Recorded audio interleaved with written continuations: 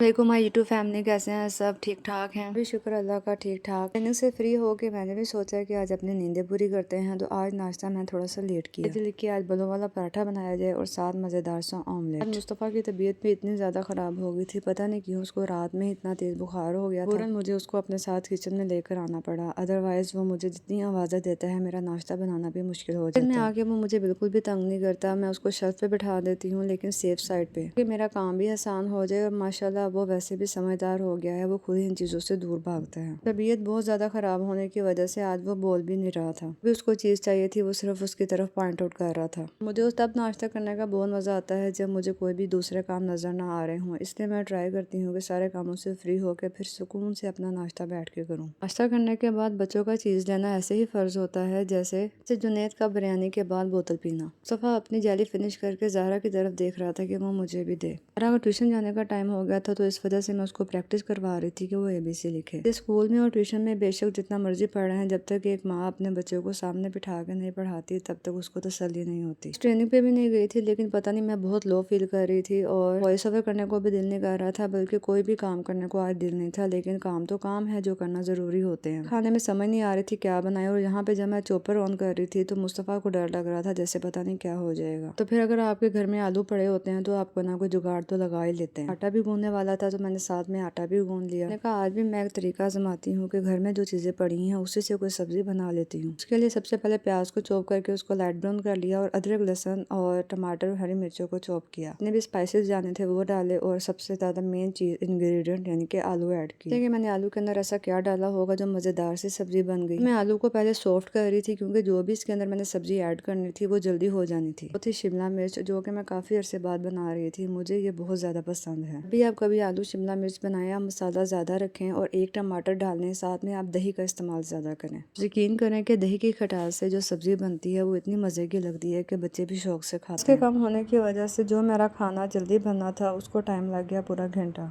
क्योंकि आज मैंने जल्दी खाना बनाना स्टार्ट कर दिया था, तो इसलिए मुझे फिक्र नहीं थी कि अगर जुनैद आ भी जाते हैं तो खाना रेडी हो जाएगा तब तक। लेकिन जुनैद के आने का वेट क्या करना था, मुझे खुद इतनी ज़्यादा भूख लग गई थी खाना देख के। मैंने सोचा अपने लिए एक रोटी बनाती हूँ और खाती हूँ, लेकिन मैंने सोचा कि जुनैद ने तो फिर 1 घंटे तक आ ही जाना है। घंटे से क्या पता, कभी कभी वो पहले भी आ जाते हैं तो उनकी भी रोटी साथ ही बना लेती हूँ। एक दफ़ा किचन से आप फारिग होकर चले जाओ, वापस दोबारा आने का दिल नहीं करता। अब किचन में मैं खाना बना रही हूँ या रोटी बनाने की जब बारी आए या सुबह पराठा बनाना हो तो ज़हरा को होता है कि मैं अपनी रोटी खुद बनाऊँ। फिर मैं अपनी रोटी तवे पे डालने लगी तो ज़हरा अपने छोटे छोटे हाथों के साथ रोटी बनाने आ गई। छोड़ो मैं आपको पेड़ा कर देती हूँ, आप उसके बाद बना लेना। वो उसके बाद राजी तो हो गई, लेकिन वो साथ साथ आप देखते हैं अपने एक्सपेरिमेंट्स कर रही। छोटे छोटे बच्चों की भी यही एज होती है कि वो करते हैं देखते हुए और एक्सपेरिमेंट्स करना चाहते हैं। ज़हरा को एक्सपेरिमेंट करने दिया, लेकिन मैंने उससे इस बात की परमिशन ले ली कि बस मुझे ये एक रोटी बना लेने तो उसके बाद आपके लिए ये फ्री है, जल्दी और सुकून के साथ बनाती रहना। फिर वो इस बात पे जल्दी रजामंद होगी और मेरा भी काम हो गया। मैं भी दूसरी रोटी उठा के जल्दी से तवे पे डाली। मैंने कहा जब तक मैं इसको बनाती हूँ आप तब तक अपना देख लो। मैंने उसको एक पेड़ा करके दिया था, लेकिन उसको वो पसंद नहीं आया, तो मैंने फिर दूसरी रोटी बनाने के बाद उसको दोबारा एक छोटा सा पेड़ा करके दिया। उसको पसंद आ गया क्योंकि वो प्रॉपर गोल था। हिसाब लगा लें आजकल के 4-4 साल के बच्चे को भी पता है कि रोटी अगर गोल हो तो वो अच्छी होती है।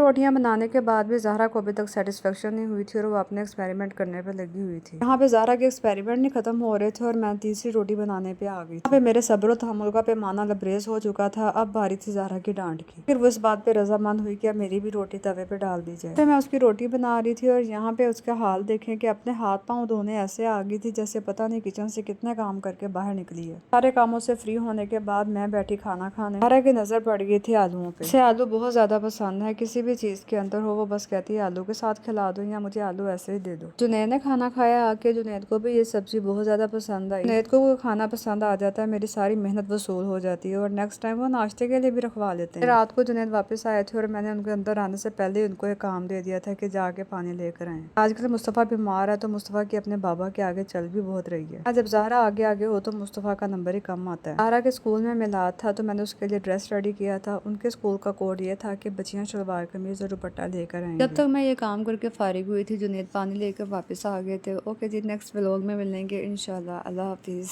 ख्याल रखिएगा, दुआ में याद रखिएगा।